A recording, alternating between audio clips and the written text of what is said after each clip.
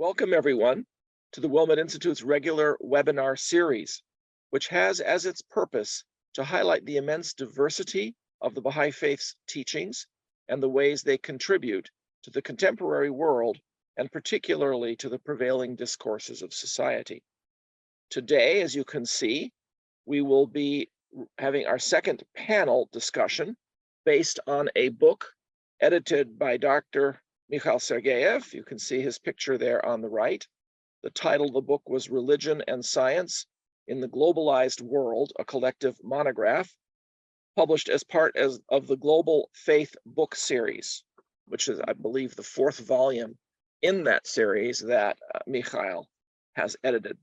But before we continue that discussion, let me briefly mention something about the upcoming events that the Wilmette Institute has. Next Saturday, the 26th of, that's the next Saturday? No, 2 weeks. 2 weeks from now, we have a series of 3 webinars co-sponsored by the Baha'i Publishing Trust and featuring books that the Publishing Trust has recently released.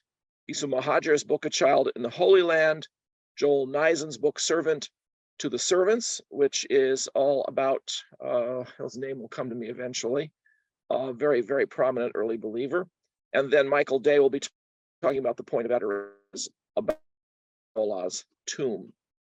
So we have these 3 coming up on Saturday, August 26th at 11 a.m., 3 p.m., and 8 p.m. Eastern Time. In addition to that, the Wilmette Institute has 3 courses that start later on this month. Science, Religion, and the Baha'i Faith starts this Wednesday. The 7 Valleys and 4 Valleys through Creative Arts Expression start the Wednesday after that. And then finally, Operationalizing Moral Excellence in Business starts the last Wednesday of August. Now, let me move on to briefly, based on the request of the editor of the volume, briefly introduce Mikhail Sergeev, a good friend of mine who is a philosopher. He has his doctorate in philosophy from Temple University and teaches at the University of the Arts in Philadelphia. He's also the chair of the Wilmette Institute's Philosophy and Theology and Religion Department, and has contributed several courses for the Wilmette Institute on the subject of philosophy and theology. And we're delighted to have this continuing collaboration with Dr. Sergeev with this particular panel today. So I will now turn over the program to Mikhail, and he can introduce the panelists. Thank you, Mikhail, and thank you, panelists, for joining us today. Thank you. Thank you, Robert, for this introduction. Let me first introduce our esteemed panelists. We have today 3 participants. Harold Rosen, a community interfaith educator, Andres Elvira Espinoza, a freelance writer and independent scholar, and finally, Vahid Ranjbar, a research physicist at Brookhaven National Laboratory. Welcome, our esteemed panelists. Before we go to our first presentation, let me say my usual speech about likes, subscriptions, etc. Now, please remember that this is a live stream, and those of you who are watching us on YouTube could write on YouTube chat on the right side of the video, and please ask questions, because after the presentations we are going to have a Q&A session. But if you do not want to ask questions, at least write something, because the more comments we have, the more people will watch our video. That's how the YouTube algorithm is working. So please write about yourself, about where you are watching us from, about your local Baha'i community. Please tell us about what topics you would like us to cover in our next panels. So whatever comes to your mind, as long as it is topic related and friendly, we will be welcome. The same applies to those of you who are watching us on Zoom. Please, questions, remarks, comments, discussion, etc., including personal revelations. So don't forget to like our program and to subscribe to the Wilmette Institute YouTube channel. And with this being said, let me introduce our first speaker, Harold Rosen. This is your turn. Please, you are very welcome. I'm delighted to be here, and I'm very delighted to be part of this series because Mikhail Sergeev and Robert Stockman at Wilmette are among the people I admire the most. Glad I can make a contribution to this public discourse. My talk is on how we can all get along, a Baha'i perspective on globalization. I think of globalization as the multifaceted process whereby contemporary life, marked by diffusion and commodities of ideas, is becoming standardized and universalized.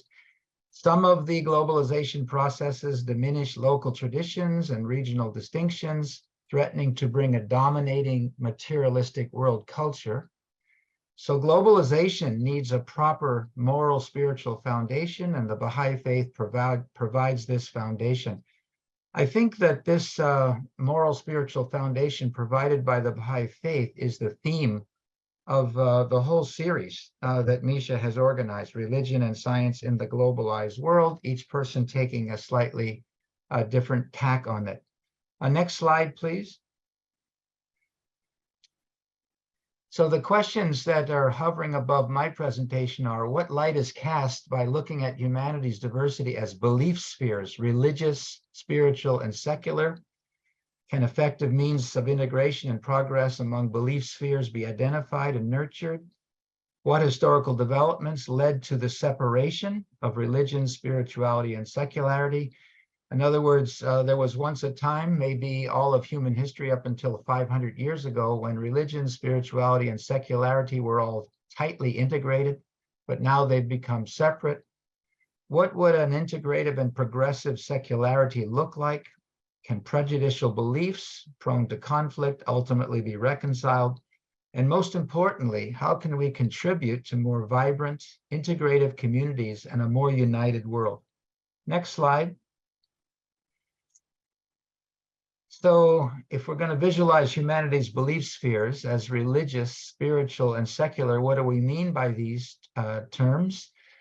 The religious sphere is humanity's relationship with divine power, awakening and nurturing the soul, bringing communion with transcendent realms. So religious people are those who focus on a particular founder or tradition, scripture, and authority structure. The spiritual sphere is humanity's sense of purpose and meaning connected with spirit, however that's conceived, experienced as inspiration and aspiration. So spiritual people focus on inner transformation, personal growth, harmonizing with ever-widening consciousness. By the secular sphere, I mean humanity's attention to practical needs of daily living, family life, work, etc. So secular people focus on functioning in the workaday world, especially its material aspects. Next slide, please. So we can take a better look at these three spheres, religious, spiritual, and secular, with a Venn diagram. There are some people who are religious, but neither spiritual nor secular. Some who are spiritual, but neither religious nor secular, and some who are exclusively secular, not religious or spiritual. I see all of those orientations or belief spheres to be a little bit problematic, if not very problematic, in terms of living together in one world. The three next orientations are more positive, being both religious and spiritual.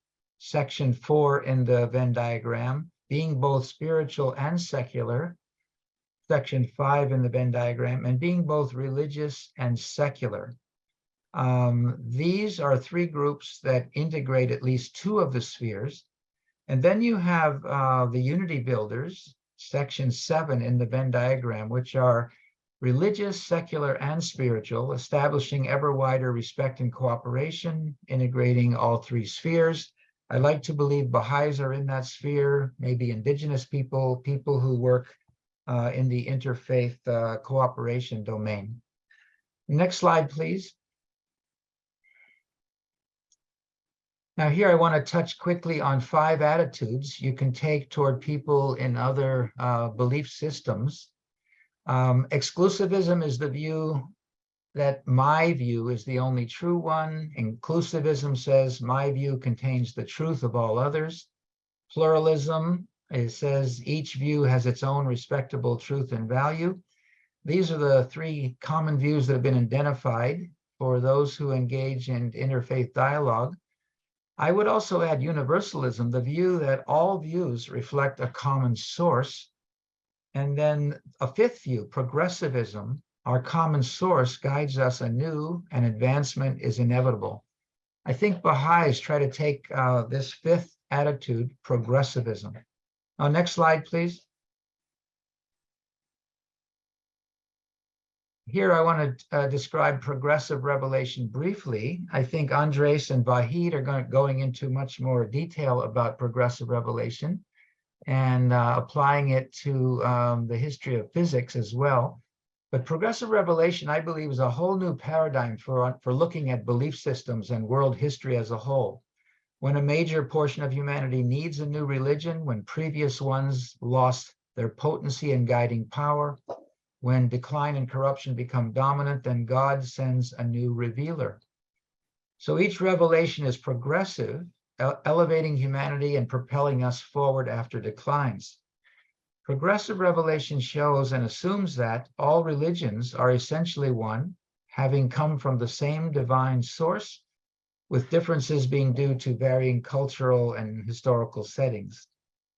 The founders of major religions and civilizations, Moses, Zoroaster, Krishna, Buddha, Christ, Muhammad, and Bahá'u'lláh, were united in spiritual station and divine wisdom so that they are prophetically linked agents of a single providential plan. That is the macro view of progressive revelation, which I think casts light on all other fields of human understanding. Next slide, please. Here I want to point out that the term secularity and secularization and secularism are related, but don't mean exactly the same thing. These terms, I think, came into humanity's consciousness over the last 400 or 500 years. Secularity is concerned with the needs of daily living, whether as individuals or collectives, with or without religious and spiritual influence. Secularization is the process whereby the religious sphere gradually loses its social significance, but that's a process that can be reversed, I believe. And secularism is a rather harsh ideology, I believe, deliberately focusing on this worldly matters, turning away from and excluding religious and spiritual spheres. Next slide, please. Here is a quick panoramic view of religious history before secularization, so going up to about 500 years ago. I'm not going to try to touch on all of this, but starting from, say, Abraham, with Abraham's revelation, we have a theme of faithfulness to one God. With Moses's revelation, we have a theme of obedience to divine covenants. With Krishna's Dharma, we have a theme of devotion to the avatar and dutiful action. With Zoroaster's revelation, distinguishing good and evil and establishing heaven on earth. Buddha's Dharma, with a theme of compassion for suffering and attaining nirvana. Jesus's revelation, sacrificial love and attaining the kingdom of heaven. Muhammad's revelation, submission to one God and building a spiritual nation. The thing that is so exciting and thrilling to me is that the revelations have themes that are complementary, not contradictory, as if the same divine educator were active in all of the major world religions. Next slide, please. So here we have a panoramic quick view of religious history after the secularization process. I'm simply pointing to a lot of historical processes that separated the religious sphere and the secular sphere and the spiritual sphere. the age of exploration, colonialism, the scientific revolution, wars of religion, something called the Enlightenment in Europe. All of that led to increasing secularization in the West. In the middle of the 16th, 17th, 19th, and 20th centuries, we have Baha'u'llah's revelation with a theme of the unity of God, religion, and humanity. So the Baha'i faith then is a countervailing force to the separation of the secular, the spiritual, and the religious. I point here quickly to the 19th and 20th centuries as a time when social and political influence sharply declined. The declining influence of the great powers, World War I, World War II, the rise and fall of ideologies, etc., along with globalization, both material and spiritual globalization, and increasing global interdependence. Next slide, please. Here's just another quick look back at how did secularity get separated from the religious and the spiritual sphere. And I'm pointing to some of the factors: Islamic learning centers, the collapse of Constantinople, economic developments in Europe, printing and books, government-supported exploration of the world, independence of Italian cities, Renaissance patrons of arts and learning, creative and disciplined individuals like Leonardo da Vinci, etc., Michelangelo, the reemergence of esoteric spirituality in the 1600s, religious abuses and challenges to church authority and reform, and government-sponsored science. All of these are very important in building secularization processes and separating the secular, the spiritual, and the religious. Next slide, please. And here I want to look at an expansive concept of secularity. This would include family and community relations, work and economics, education and avocation, arts, recreation, justice, law, security and order in the world, etc. And these domains cannot be ignored by religious and spiritual spheres, I believe. They're all needed for a whole society. So it's very important to realize that high-minded citizenship is integral to religious and spiritual life. Good citizens embrace ethical concerns for the common good, requiring constructive participation in secular domains. Therefore, an integrative and progressive secularity would be extremely important to provide in any national or cultural context. And the Baha'i faith is very much an advocate of integrating spirituality of this kind with the religious and the spiritual spheres. Next slide, please. This slide grows from my experience as an interfaith educator involved with different groups. I've seen that there's progress from conflict brought about by tolerance. So we do need tolerance to overcome conflict, but better than tolerance is acceptance, and better than that is respect, better than that is understanding, better than these attitudes are cooperation and unity building. I try to provide a quick definition. Tolerance is a situational virtue, a major step forward when there are hostilities between belief spheres, and there are people and values around us that feel difficult to accept. But we must move beyond tolerance to acceptance, and beyond acceptance to respect, understanding, cooperation, and ultimately unity building, establishing together a better community, society, and world in accord with divine guidance. Next slide, please. And now Baha'u'lláh, the founder of the Baha'i faith, has provided some strategies for reconciliation between different belief systems and belief spheres. Here's a quote from Baha'u'lláh: "The purpose of religion is to establish unity and concord amongst peoples of the world. Make it not the cause of dissension and strife." I found Mujan Momen's article called "The God of Baha'u'lláh" very, very exciting, because it mentions Baha'u'llah's strategies for reconciliation. These are principles which, if adopted by members of different belief spheres or belief systems, could help resolve divergent beliefs. Very, very important principles. One, there is some truth in all major theological philosophical views. Two, human beings have finite minds and cannot comprehend ultimate reality. Three, each can discern a portion of truth relative to the individual's viewpoint and framework. Four, human concepts of ultimate reality actually refer to impersonal or personal manifestations, which all the members of the world religions believe in, either an impersonal or a personal manifestation of the divine.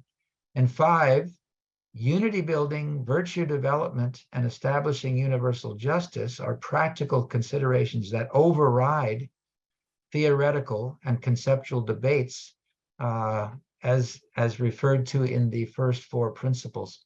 So Baha'u'lláh provided definite strategies for reconciliation between different belief spheres and different belief systems. Next slide, please, and we're on the home stretch for my presentation. I want to quickly describe community building from a Baha'i perspective, and I've adopted some language that I think is more inviting to people from different religious, secular, and spiritual perspectives. I call this the 4 Ps. So what I'm describing, I think, is a Baha'i method of building communities in ever wider circles and ultimately helping unite the world. The 4 Ps would be praying, or devotion and worship brought to every part of our deliberation. Pondering means meditating or discerning, doing some reading and reflecting, looking at contextual realities. All of that is pondering. Planning is taking the next step, a consultative or deliberative process of designating steps, actually taking steps and building on the fruit of the praying and the pondering that we do. And then the 4th P is performing, action and implementation of the details of our planning process. So praying, pondering, planning, and performing are processes that are cyclical. That is, once they're brought to any endeavor, they need to be done again. After one cycle of these activities ends, a new one begins, building upon learnings of previous cycles. And I believe that a process like this accounts for spiritual renaissances that have decorated history. When you have rulers or leaders that emphasize an atmosphere of prayer, pondering, planning, and performing, you move society forward in marked progress. Okay, last slide. Thank you. Last slide. I conclude that we can almost all get along. There are indeed constructive and progressive aspects of the here-to-stay globalization process, including things like the Baha'i approach to consultation, reconciliation, and community building. Humanity can grow ever more loving, capable, and unified as the family of God.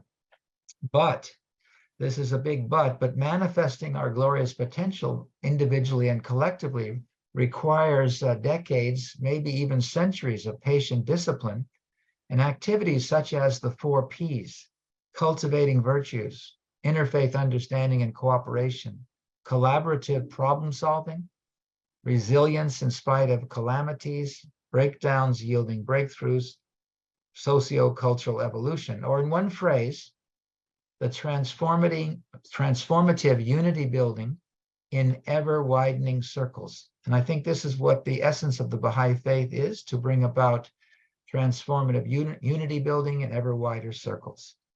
Let me close with part of a beautiful prayer. O thou kind Lord, unite all, let the religions agree and make the nations one, so that they may see each other as one family and the whole earth as one home. May they all live together in perfect harmony, gladden our hearts through the fragrance of thy love, brighten our eyes through the light of thy guidance, delight our ears with the melody of thy word, and shelter us all in the stronghold of thy providence. Thou art the mighty and powerful, thou art the giving, thou art the one who overlooketh the shortcomings of all mankind. Thank you so much for your attention. I'm looking forward to the other presentations. Thank you, Harold, for your wonderful presentation. And before we move on to the second presenter, let me say a couple of words to our viewers. I see that people are coming, both on Zoom and on YouTube. And for the latecomers, let me remind you again that this is a live stream. And during the live stream, you can actually ask questions. We will reserve those questions for the Q&A session at the end of the panel. But we will have enough time to consider your questions. So please don't be shy, ask questions, or simply post some comments. Tell us where are you watching us from, for example. What do you think about the topic of this panel? What other topics would you prefer to be discussed in the future? Now that will help us consider what topics to choose, and also will boost the number of views of this video, because that's how the YouTube algorithm actually works. With that said, let me give the word to our second presenter, Andres Elvira Espinoza, and let's delve deeper into the topic of progressive revelation. Please, Andres. Well, thank you very much, Mikhail, for putting this entire project together, and to all of my my colleagues here today, and also to my my entire teaching team at the upcoming Science, Religion, and the Baha'i Faith course, without whom these ideas probably would never have taken shape. And welcome, everyone. I'll try to be brief and concise, because my thesis here is more of a proposal than anything, and a modest one at that. And it begins with what I think most of us have experienced as the current state of the relationship between science and religion in both a modern quotidian dialogue and academia. And that's the consideration of science and religion as being either mutually exclusive worldviews between which one must choose, or as some form of bifurcated magisteria, which can exist in juxtaposition, but never the twain shall meet. Now, in order to transcend this model, we have to take a deeper look at both science and religion. And the first thing that we're going to find is that in science, there's an endeavor in progress that isn't being shared in religion. And that's the search for some kind of a so-called theory of everything, like string theory or quantum loop gravity or something else, which is meant to reconcile relativity and quantum mechanics to incontrovertibly proven, but nonetheless completely incompatible models of reality, which would explain the whole of physical existence in the most parsimonious equations. Why is nothing like this being sought in religion? Why is there no single point of unity or any parsimony being sought for why there is such a plurality of religions across the entire world? And I suggest that progressive revelation, as Harold has already overviewed, serves as that type of unified field theory in mainstream religion, and can serve as the most parsimonious and explanatorily holistic model of why religion exists in the world in the way that it does. And the best part about that is that you don't have to fully accept the Baha'i writings or even the existence of the Baha'i dispensation in order to accept progressive revelation as this type of theory of everything.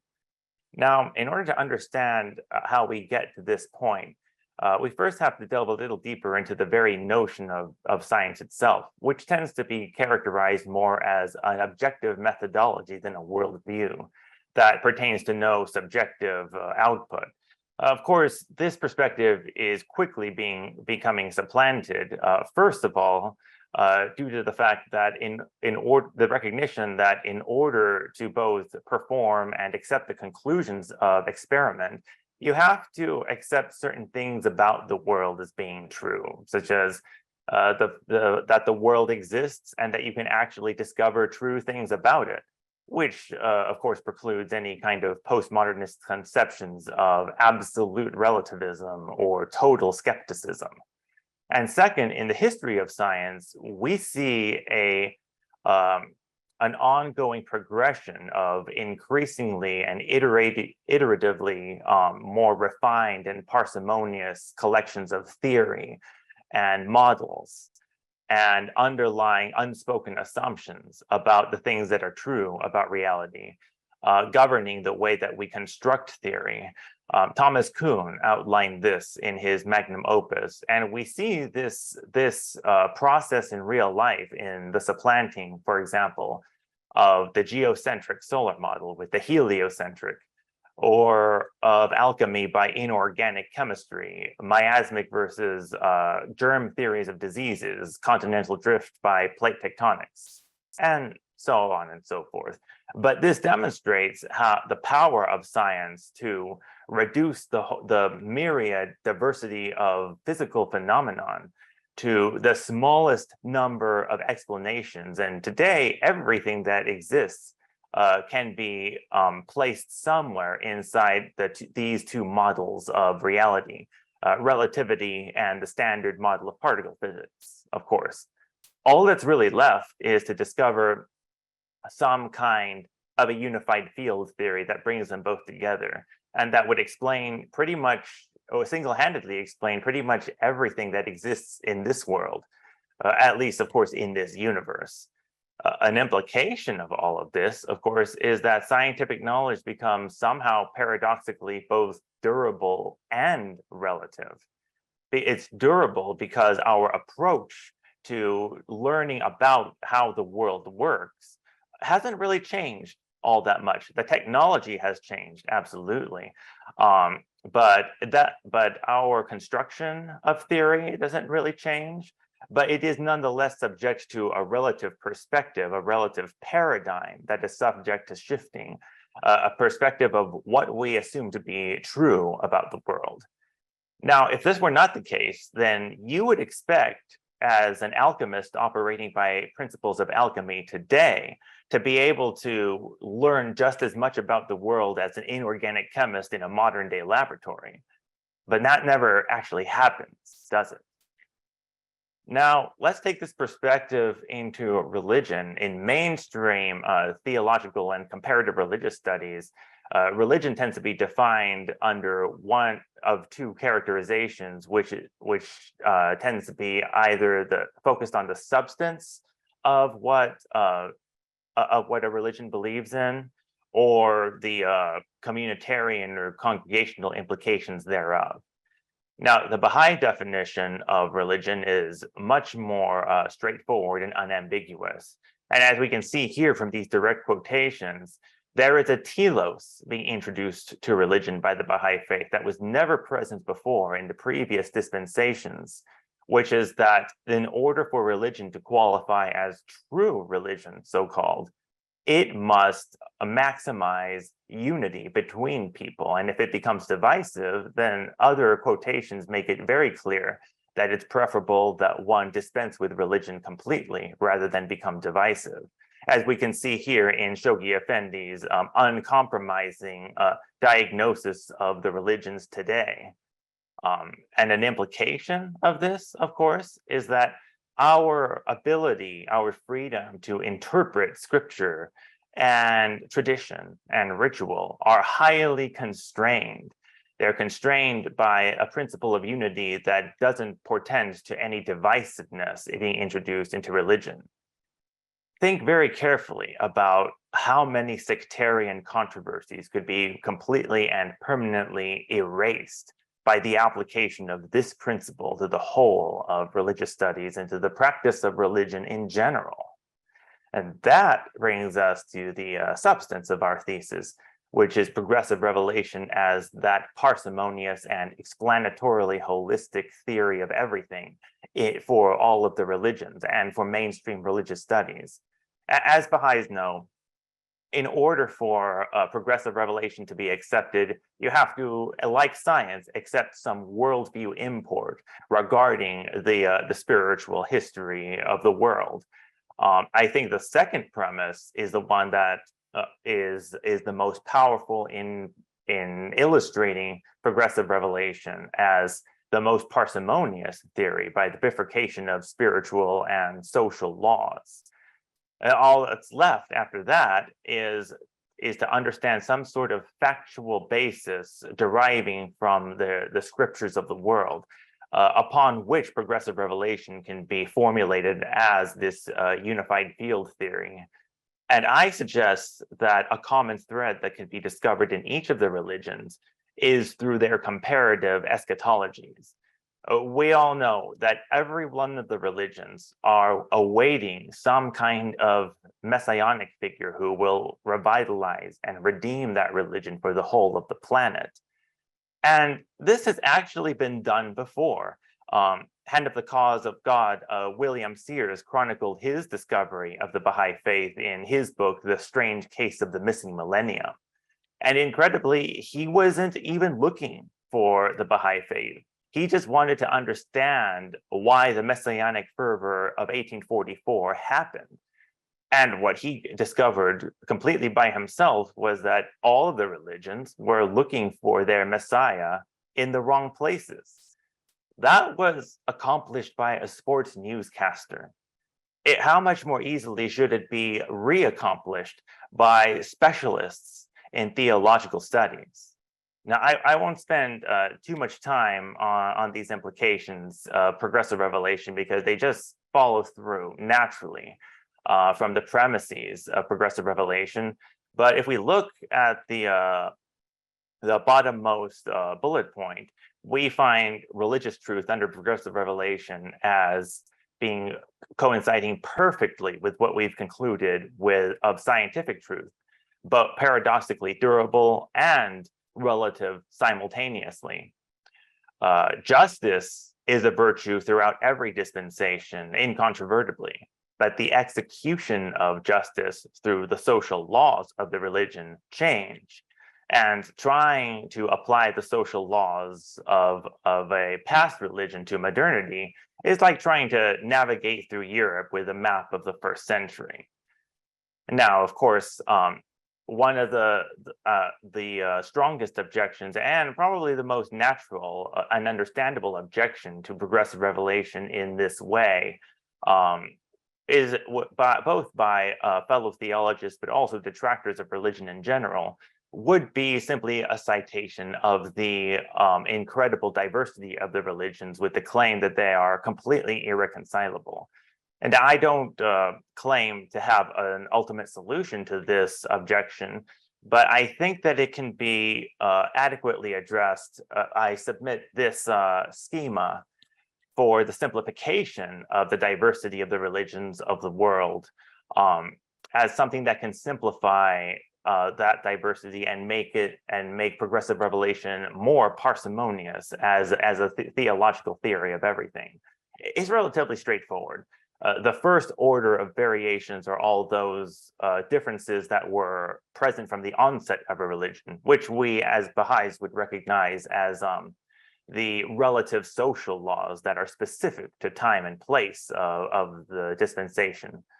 The second and the third are of everything that came after. Now, it could be anything that just naturally arose as a religion outgrew its own dispensation.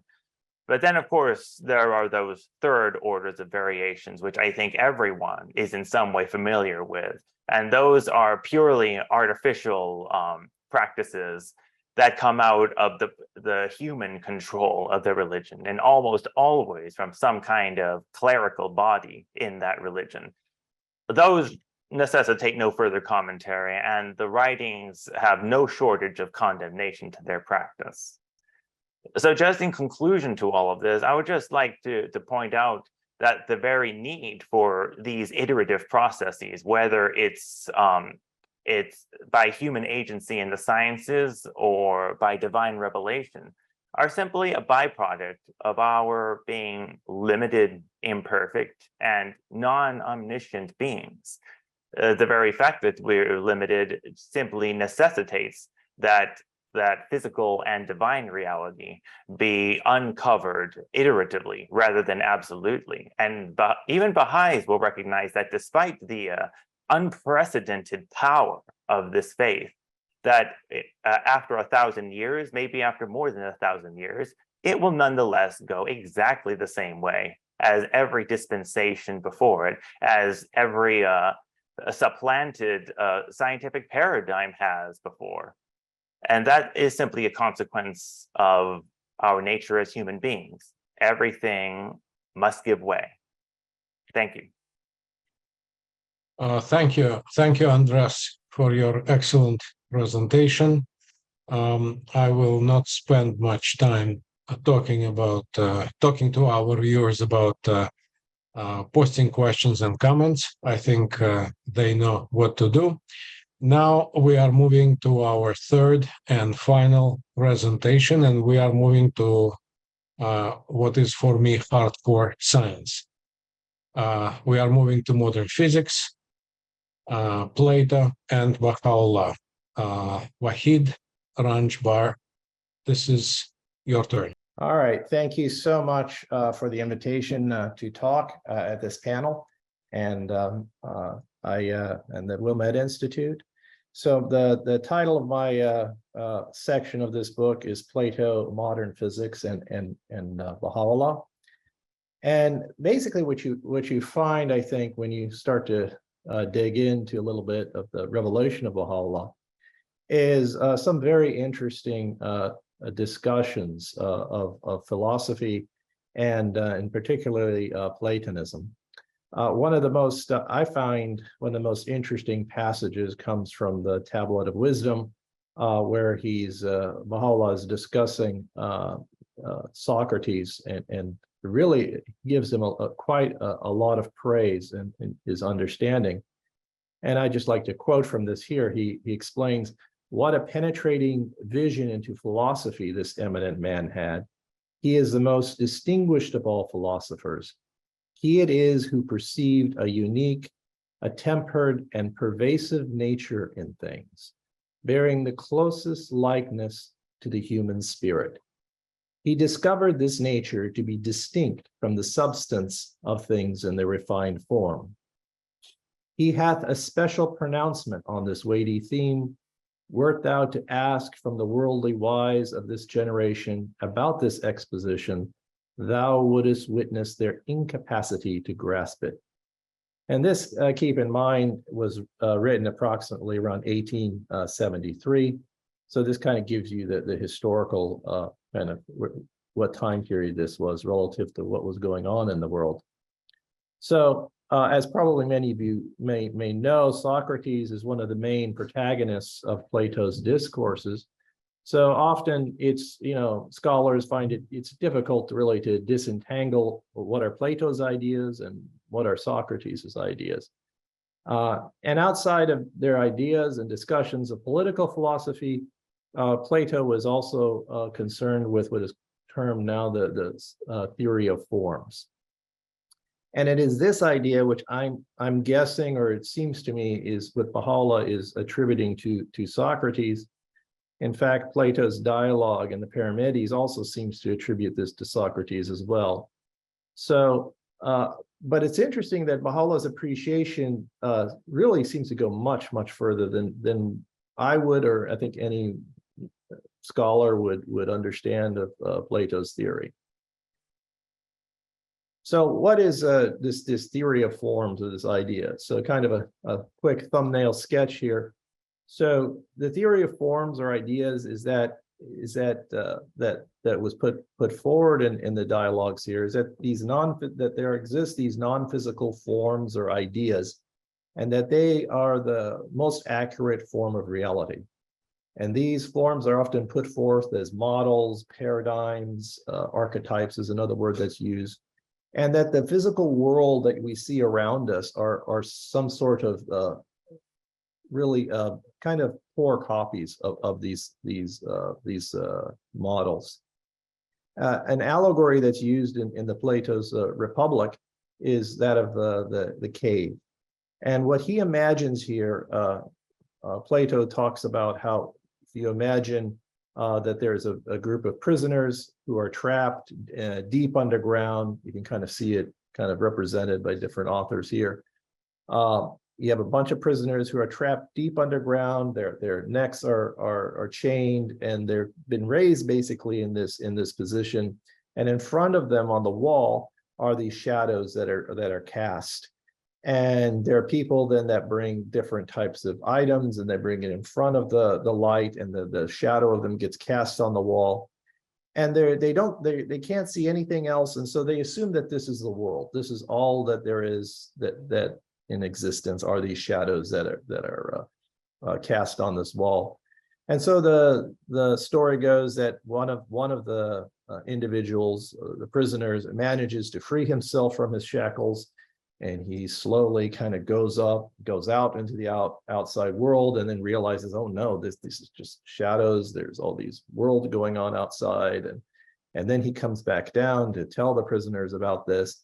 And so this is kind of an analogy for the enlightened philosopher, or we might say a spiritually enlightened person, who basically realizes that what's going on in this physical universe are not really real in any sense, that they're kind of shadows of the real true reality. So this type of idea where there is this idea that there's this kind of archetype that exists, and the separation between it, sometimes it'll be referred to as an essence of a thing, and this really held powerful sway over thought, over both Christian and Islamic thought for many years. And that's because it really actually fits very well with their theologies of this idea of the spiritual world and the physical world. However, by the Middle Ages, you had nominalists like William Ockham of Ockham's Razor, and also much later the British empiricists, David Hume especially, really rejected this idea of this Platonic notion of an essence existing apart from a physical reality. And indeed, this viewpoint now is dominant in the present day scientific thought. The idea of an essence beyond what can be directly measured is looked on really as a type of pseudoscience.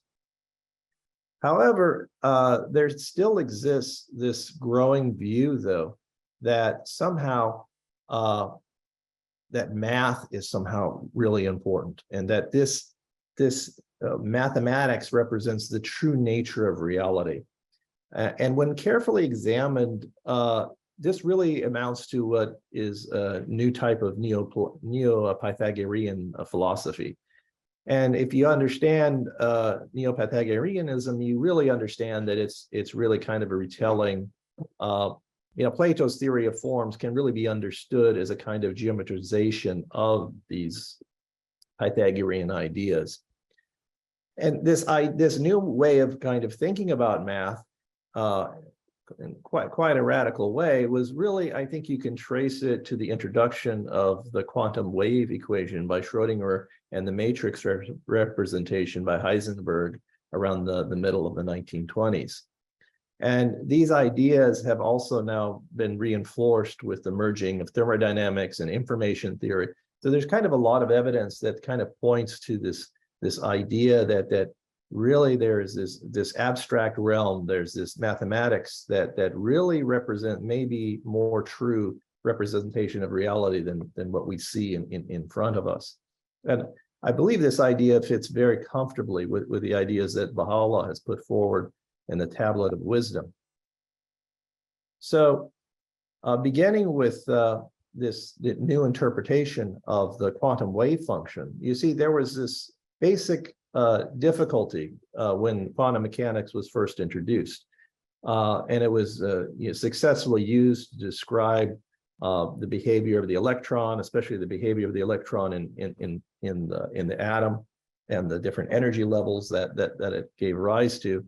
Was that when you actually worked about and looked at this wave function, that it was explicitly non-physical.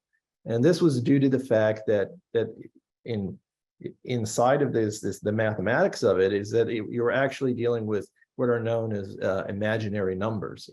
So these were complex valued objects, and so they were explicitly non-physical in a way.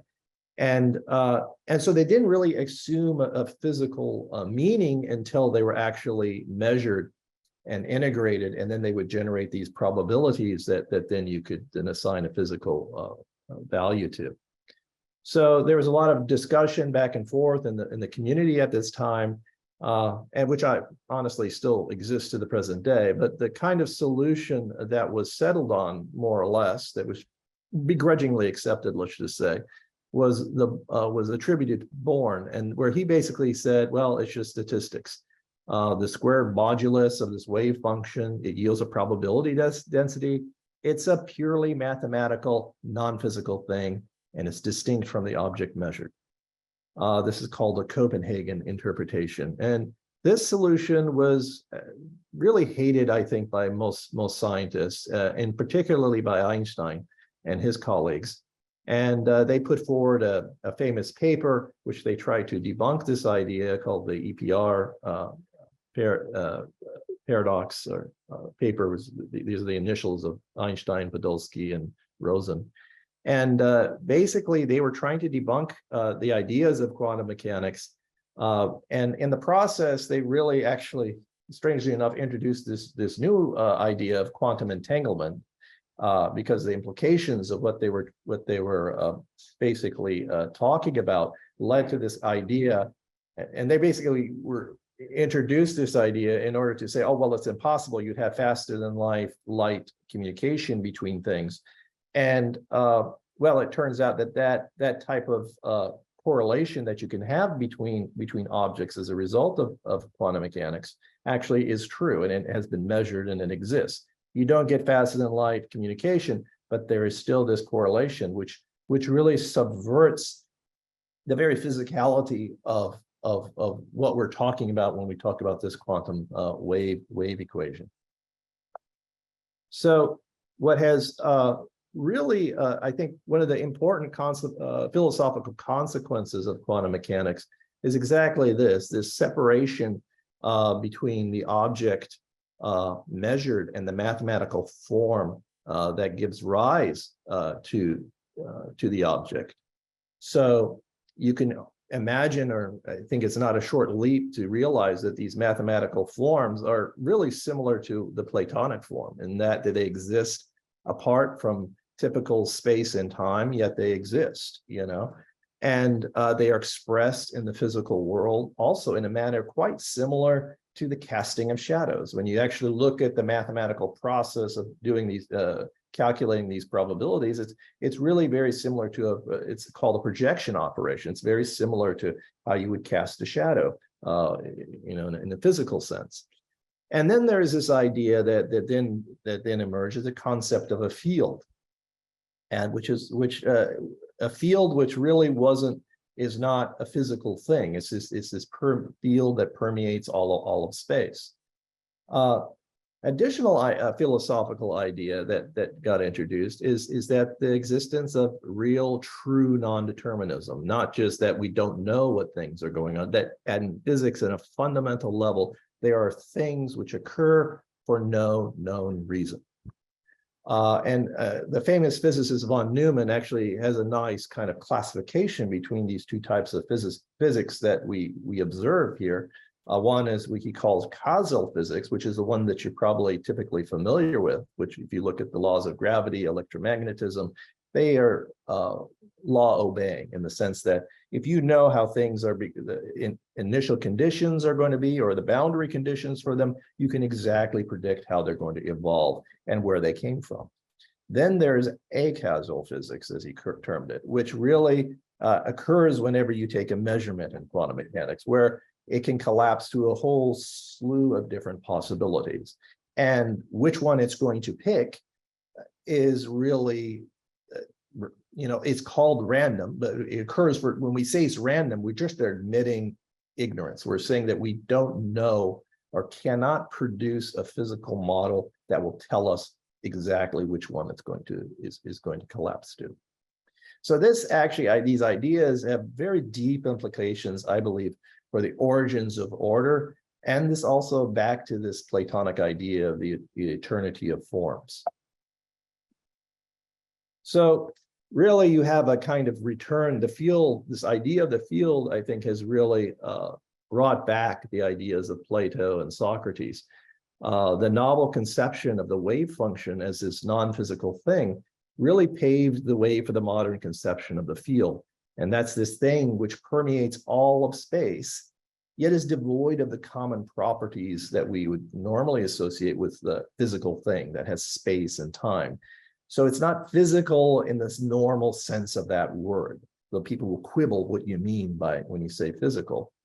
And this is so much so that even the founders, many of you listen to the discussions, the philosophical discussions of many of the founders of quantum mechanics, including Werner Heisenberg. He says a famous quote that I think modern physics has definitely decided in favor of Plato. In fact, the smallest units of matter are not physical objects in the ordinary sense. They are forms, ideas, which can be expressed unambiguously only in mathematical language. So if we now go back and reconsider Baha'u'llah's praise of Socrates and kind of parse what he is saying here, you see that it actually starts to make sense a little bit more, and quite, to me at least, is quite amazing. The innovation that he attributes to the Greek philosophers is now even more explicitly consistent with this idea of a field than Plato's theory of forms that is currently understood. At the very least, it's much more descriptive. It would seem, at least to my reading, that he is describing within the limits of the language available to him the existence of this modern concept of a field. If you reflect on what the word spirit really means, when you say the word spirit, you understand that the first order understanding is that it contains both the concepts of non-physicality and pervasiveness. And these are really the benchmarks of what we're talking about when we say that a field exists in the modern conception of this word. In fact, he even uses the word pervasive as if to emphasize this aspect. And then he goes on to say a very interesting thing, I find. He finally also states that the people of his generation were incapable of grasping the implications of this idea, which to me is an interesting point, since Plato's theory of forms was, of course, well known and thoroughly studied for millennia.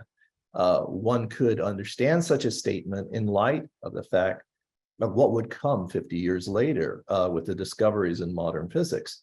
The important difference, however, is that he kind of seems to go even further by implying the word things, that this type of relationship may not just exist between the basic particles of matter, but even well beyond that.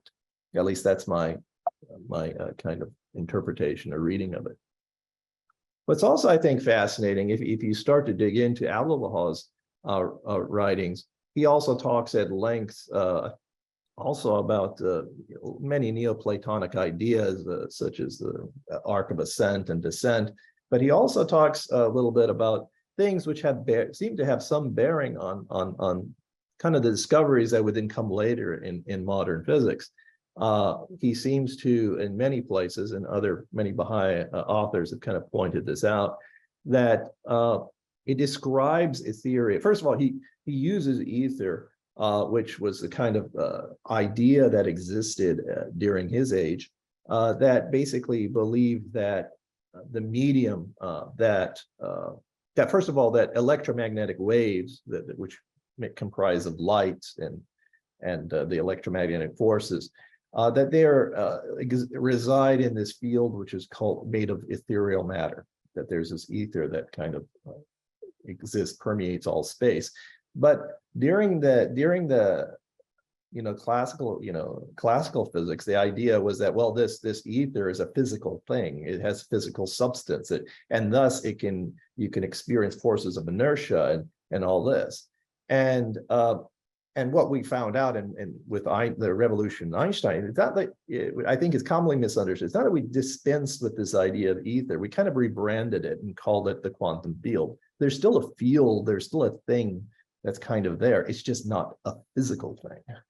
I think that's the key point, at least not in the typical sense of that word. And it seems like Abdu'l-Baha is maybe foreshadowing this when he says ethereal matter, the forces of which are said to physics to be heat, light, electricity, and magnetism, is an intellectual reality and not a sensible one. He also goes on and says some other quite interesting things. He talks about, he says, divine and all-encompassing wisdom hath ordained that motion be an inseparable concomitant of existence. And this is a very well-known and understood consequence, again, relating back to quantum mechanics of the Heisenberg uncertainty principle, which basically says that you cannot both know the position and the velocity of something exactly at the same time. And the implications of this is that you cannot ever reach what is known as absolute zero Kelvin or zero temperature, that everything is always going to have some velocity or motion to it. And so even space itself is this bubbly type of thing that's always going to exist. And again, Abdu'l-Baha then goes on to say a void is impossible and inconceivable. And again, another consequence of that is that empty space is actually not really empty. Underlying it is that field from which particles can pop in and out of existence. So moving on, there's also some, I think, indications that we can think of the word of God as kind of a Platonic universal. So Baha'u'lláh says, again in the Law Hikmat, he explains that the word of God, which is the cause of the entire creation, while all else besides his word are but the creatures and effect thereof. Verily thy Lord is the expounder, the all-wise. Know thou, moreover, that the word of God, exalted be his glory, is higher and far superior to that which the senses can perceive. For it is sanctified from any property or substance. It transcendeth the limitation of known elements and is exalted above all essential and recognized substances. It became manifest without any syllable or sound, and is none but the command of God which pervadeth all created things. It hath never been withheld from the world of being. So if you think about it in its very simplest first order understanding, a word is really a kind of container for information. And as we kind of maybe I alluded to earlier, is that there's this really interesting connection between information and the rise of order. Which is beginning to be understood. That there's a correspondence between kind of how entropy moves around and information. And this is really kind of the subject of information theory. One way to understand this relationship is by considering what is a very famous paradox, which was born at the beginning of thermodynamics by none other than Maxwell, who was the author of electromagnetic theory. And what he proposed was something which really kind of made people a little bit wonder about thermodynamics. So the idea here in thermodynamics is that things will proceed to states of higher and higher entropy. But when we say entropy, we're really talking about this kind of mixing of things where things become more and more symmetric and more evenly distributed. So if you look at like a drop of ink inside of a glass of water, you'll see that it'll spread to evenly encompass everything. And then when you look at it, you won't see any dynamics occurring after it's fully mixed and fully in equilibrium.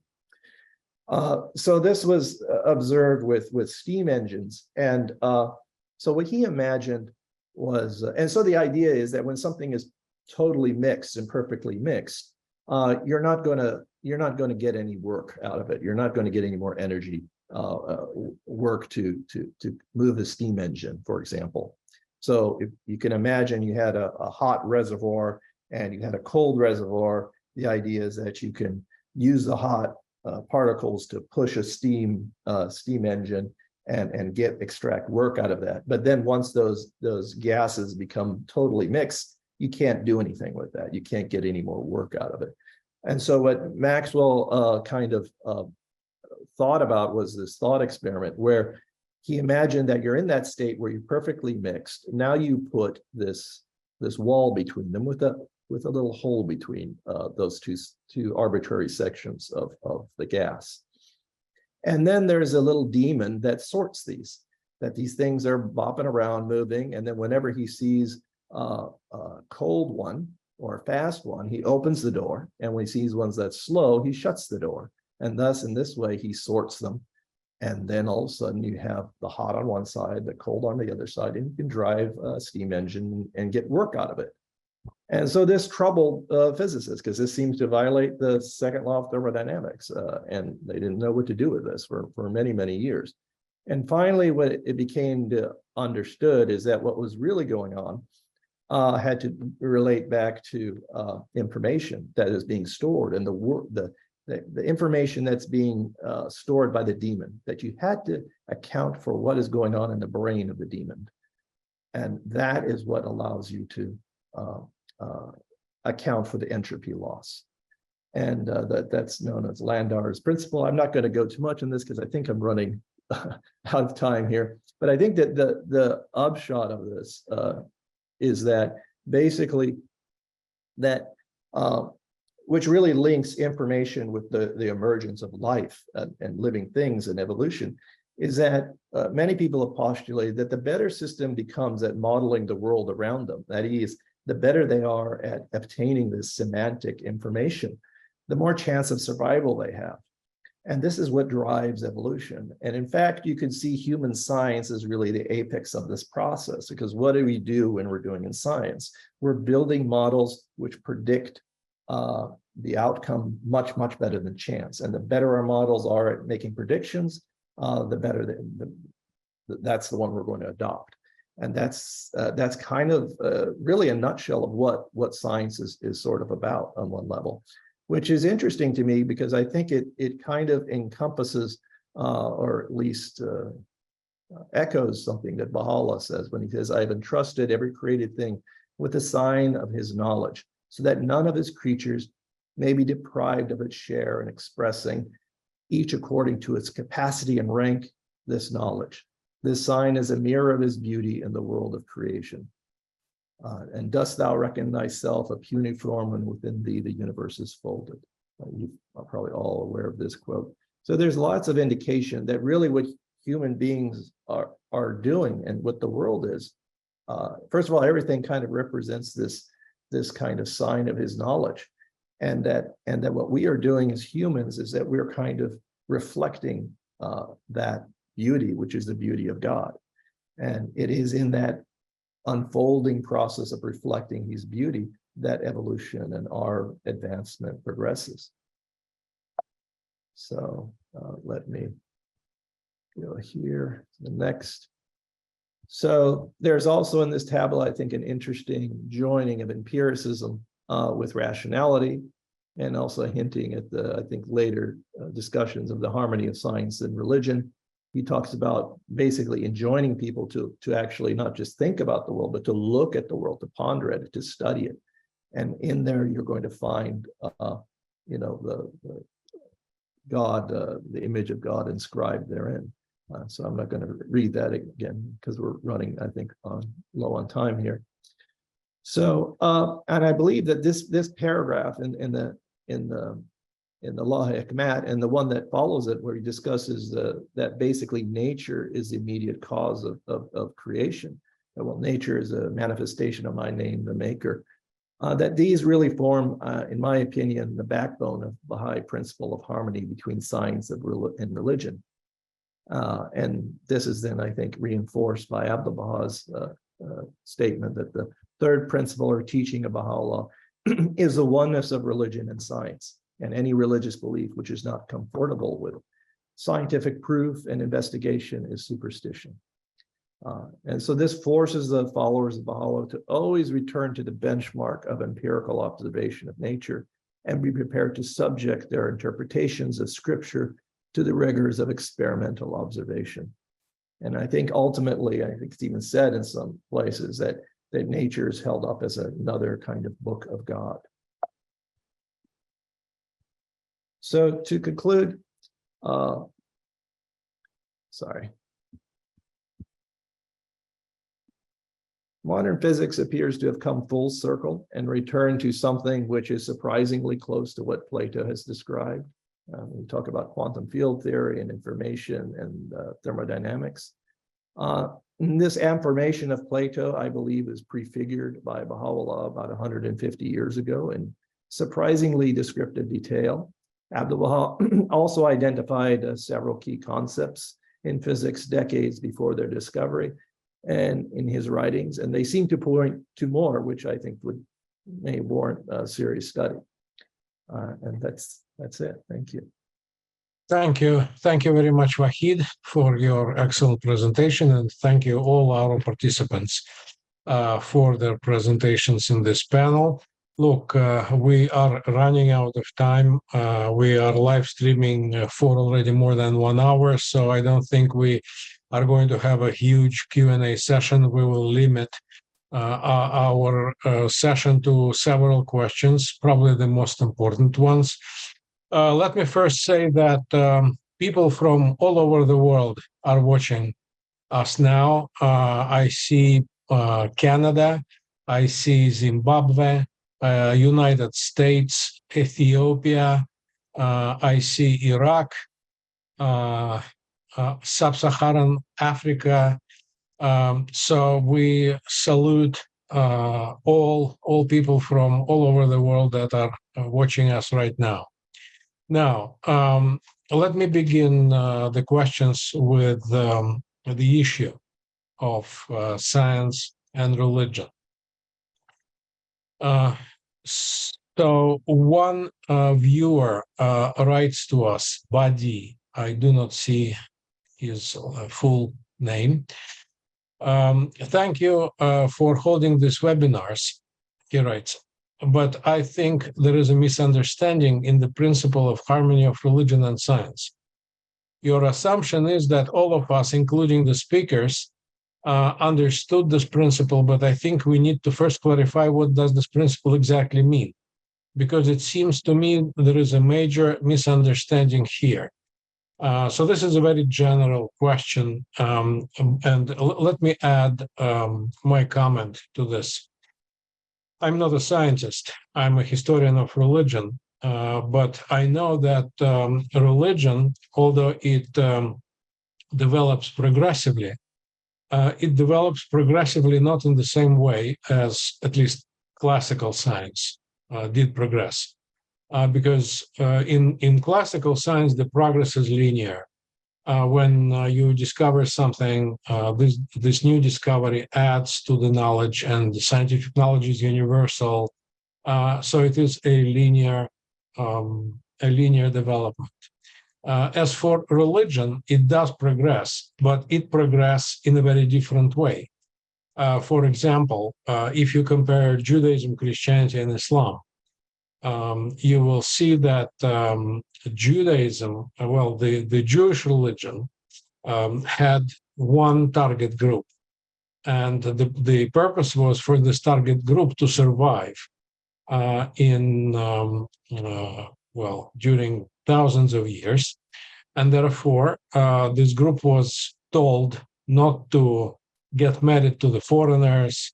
The many of the commandments of Judaism wouldn't seem progressive, let's say, to Christianity and to Islam. Yet they were very progressive for this specific group. And if we compare Christianity and Islam, we will see that not all of the features of Islam are progressive, so to say, if we compare it to Christianity, simply because Christianity was born 6 centuries before Islam, but the places where those religions were born, the Roman Empire and Arabia, had very different levels of cultural and social development. So therefore, what may be progressive for Christians was regressive for Muslims. And in fact, what was progressive for Christians and Muslims may have been regressive, seen as regressive for pagans, etc. So religion progresses like that, and science progresses like that. That is my understanding of the so-called unity of religion. They are not the same. They may be two wings of one eagle, but these are two different ways of dealing with the world. So I rest my case and I give the floor to you, to your comments. So I think there's a deep thing. We could probably talk on this for a long time about what do you mean when you say harmony of science and religion. I think, in the Baha'i faith, we don't have clergy, we don't have, so I think we should probably leave it to each of us to kind of make our conclusions of what is implied by that. You could read what Abdul Baha has said, and he's pretty categorical on avoiding superstition and these kind of things. Obviously, I think science is not a homogeneous thing. When you say it's I always find it problematic when they say science teaches it. No, there's many scientists, and then there's a consensus, and that consensus can change. And I think the most you can say is what science is doing is we develop models which do a good job of making predictions, and those models will be updated invariably, and that's it. But we know they're good because they make these predictions, and we can show they make these predictions, and they beat every other model, and so that's the one we're using. But that doesn't mean it's never going to change. I would add the comment that the complementarity of religion and science might be a better term than the harmony, in the sense that complementarity implies that things are a little bit different. Religion is addressing the moral, spiritual universe. Science is addressing the physical universe. But Baha'i metaphysics says that the material realm and the spiritual realm are interrelated, intimately interrelated.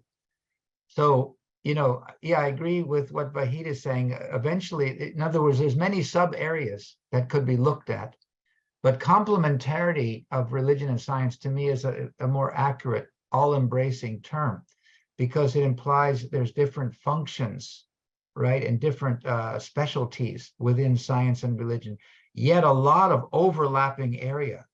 And in fact, as science and spirituality evolve, the overlap will become more and more obvious. I think maybe 50 years ago, we didn't have books about physics and mysticism. And then we started to have a few, and, the dancing Woolley masters, etc. In other words, it will be, the complementarity will become more and more clear as humanity evolves and sees that reality is unified and yet has material and spiritual dimensions. And if I could add just one quick thing, I agree wholeheartedly with both of those perspectives. And in fact, I think that complementarity might be a more precise definition, because even though they are meant to be, science and religion are meant to be harmonious, it doesn't necessarily mean that, and they describe the same reality, but that doesn't necessarily mean that they are expected to someday be synthesized into a single subject.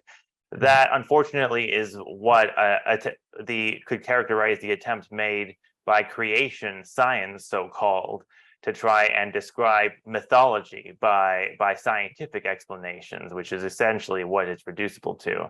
Now, I think that the harmony of science and religion can be found in multiple places. In my presentation in particular, I was trying to illustrate it both by the parallel iterative processes, which again are not exact, and that's because science operates by human agency, while revelation operates by an external and fully autonomous agency of which we have no control, but is nonetheless all-wise, and therefore holds a greater knowledge base than we could ever match. But also, it applies where I had specified that hermeneutics are constrained, therefore, by the principle of unity. And the only way that we see whether a hermeneutic is unifying is to see it in action. So we could have this brilliant hermeneutic of scripture, an interpretation of a principle, and we could debate forever on whether this is going to unite people or divide them. But the place where we will usually find out is in its real life execution. And in order for the two to be harmonious, we need to be open to see what effect that hermeneutic will have on humankind in reality, not just in theory. And from that experience, one can predict what hermeneutics will be uniting and which will be divisive. Simply from drawing from experience, which is exactly what science is about, data gathering from experimentation. So I think there are numerous places where science and religion intersect. I think those are only a few of them. Thank you. Let me close with another question from Stephen Freiberg. Does Baha'u'lláh say that there are laws of nature responsible for created things, or are they consequences of God's creative powers as observed by us? Anyone would like to comment? Could you repeat that? I'm trying Yes, to get my head yes. around what he's trying to say there. So does Baha'u'lláh say that there are laws of nature responsible for created things, or are they, I assume, the laws of nature, consequences of God's creative powers as observed by us? Yeah, I don't see it. So, I think the question. Oh, so go ahead. Go ahead. I was just saying. I think what the question is trying to ask is whether nature is real, or is it just an illusion in our perspective of God creating? It's like what you were talking about, Vahid, how people thought that quantum mechanics was just so bizarre that it could only be illusory and was only evidence of some kind of underlying physical laws that were much more relativistic, and quantum mechanics were just illusions. And I think the question being asked here is similar to that. Yeah, I would agree. I also understand this question in the same way. In other words, are laws of nature real, objective, so to say, or are they simply the way we perceive the world? And the world is actually very different from what we perceive. It's like the standard philosophical question: is sugar sweet? We all say that it is sweet because when we taste it, it's sweet, but it's sweet not because the sugar is sweet, but because the brain is wired so that we taste it as sweet. And when we have a flu and we taste sugar, it may not be sweet. It may not have any taste whatsoever, or it may seem sour. So if we kind of expand this idea to the laws of nature, are the laws of nature, part of the world, the objective world beyond us, or are the laws of nature simply the way we perceive nature? Can I jump in quickly? Sure. Metaphysics is one of my favorite topics. Looking at the two highest realms of reality, the highest one perhaps called divine or ultimate realm, we're told that that's an unknowable essence. But right below that realm is like an emanated, ordained realm, which could be called the Word of God, or the Holy Spirit, or wisdom, or logos, or order, or form and mathematics, ideas and archetypes. So, or some people want to put nature up there, capital N. So I think that partly Stephen's question is a little bit semantic. I understand the second realm below the divine essence as the source of law, the shaping power of the universe. That would include, things that are common to both religion and science. But just sticking with science, it would include laws, patterns, shaping forces. I think they're real, but human beings, our minds are finite, so we have to get closer and closer to that real pattern or law or formulation. And we make progress in science, improving our understanding of that law, capital L, or order, capital O, or form, capital F, we can make progress, and we can do so with both science and religion, especially when they cooperate at high levels.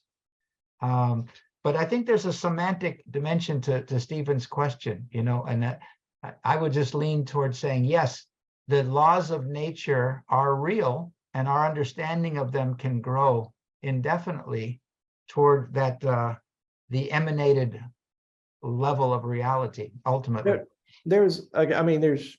Okay, I think from the Baha'i writings perspective, I think, you know, Abdu'l-Baha says, you know, there's a law, there's a universal law. I mean, that's one of the some answer questions. And also in this passage I quoted, you know, he's talking about nature is an expression of the will of God, you know. So I think these are real things. I mean, nature has real laws. Now, do we know what those is? Our understanding of those real laws, what those laws are, that's debatable. There's probably obviously a separation between what our knowledge can encompass and what's really underlying nature.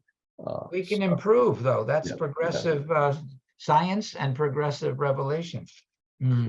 There's also an interesting idea that kind of maybe touches on this idea is Carlo Rovelli. He's a physicist, kind of / philosopher, and his ideas seem maybe resonate with this a little bit, in that he has an interpretation of quantum mechanics, which basically makes it based on the individual, the observer. So the reality of the objective reality is dependent on the observer, and that's it, you know. So you can have contradictory objective realities depending on the observer. So in other words, it's kind of a relational, I see it as a kind of a relational construct. And I think that could be true. But that still doesn't, I think, negate the idea that there's a law that emanates from a creator, in a sense that he is establishing these possibility of these relationships. If I could throw in, oh, sorry. Go ahead, Andres.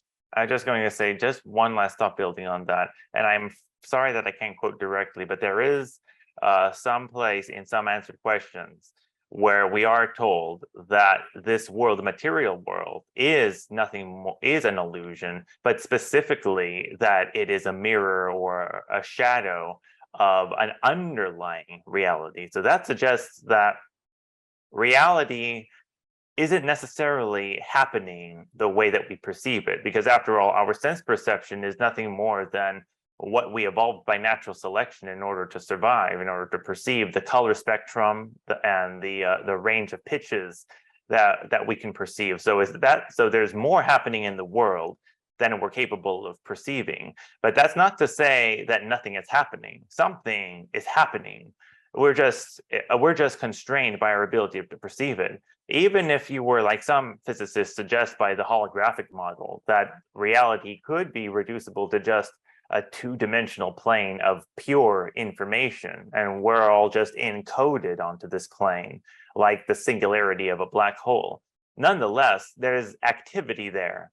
There is something happening in that information, which causes us to perceive an occurrence in the world. Now, I don't know if this other idea is supplemental to that, relates too much to Stephen's question, but there is a theological model called process theology that suggests the notion, it sort of tries to transcend our common conception of our relationship with God, God being perceived as being an absolute control of everything, including human decision making, while process theologists suggest the possibility that God's dominion actually manifests through his granting a degree of absolute autonomy to his creation that is essentially, a sign of maturity, the ability for an offspring, for example, to be able to fend for themselves and make even the wrongest decisions independently without any kind of coercion or manipulation. So I don't know if that relates too much to Stephen's question, but I think it has some implications for whether the laws of nature could be considered to a certain degree, independent of any kind of interventionist model of God. You would think that if God was truly all-powerful and all-knowing, that he would be able to create a universe that could operate by itself without his having to constantly bend down and manipulate things into the way he wanted them to. Whereas in process theology, there's a suggestion that everything that could potentially happen was already there from the onset, which makes interventionism a bit redundant. Well, I can read the answer by Stephen, the response. He says, thanks, brilliant. So I think you've done well, guys. I cannot say it for myself because I have no idea about science. And but philosophically speaking, I would call Vahid's position, he calls it relational. I would call it perspectival. It's perspectivism. As Abdul Baha says in various places, that humans are limited by their reason and by their sense perception, and we could study the lower part of creation, but we cannot actually see or hear or sense the higher realms of creation, but these realms and our realm are actually the same. So the material world and the spiritual world is the same world. They are here and there. So they are here now, but we simply have no way of, detecting them. Anyway, let me finish by reading some of the comments from our viewers. Isteina writes, thank you. Kimberly, today's topic is wonderful. Victoria, wonderful presentations. Many thanks. Kebed, thank you very much for sharing lots of insights and understanding. Lori writes, thank you so much from Washington. So let me join our viewers and thank you, our presenters, for such wonderful presentations. Thank you, guys. And I think with that, we are closing. Definitely. I must say, I rarely see such a fascinating set of presentations. I'm going to be thinking about Vahid's in particular for a long time, with his comments about the connections between physics and Plato, which are really, really very interesting. And Harold, your 4 Ps resemble the study, consultation, action, reflection almost exactly that people are talking about a lot right now. And thank you very much also, Andres, for all of your thoughts about the connections between progressive revelation and sort of the physics side of things. I think it's a very fruitful way of thinking about the topic. Thank you, all of you, and thank you, Mikhail, for putting this together. And I definitely want to thank our audience today for joining the Wilmette Institute's webinar series. We hope that you've enjoyed the program and will take insights from it into your life and to discourse with others. Please tell others about our series so they can benefit from our amazing array of subjects. We hope to see you again soon. Goodbye until then. Bye-bye.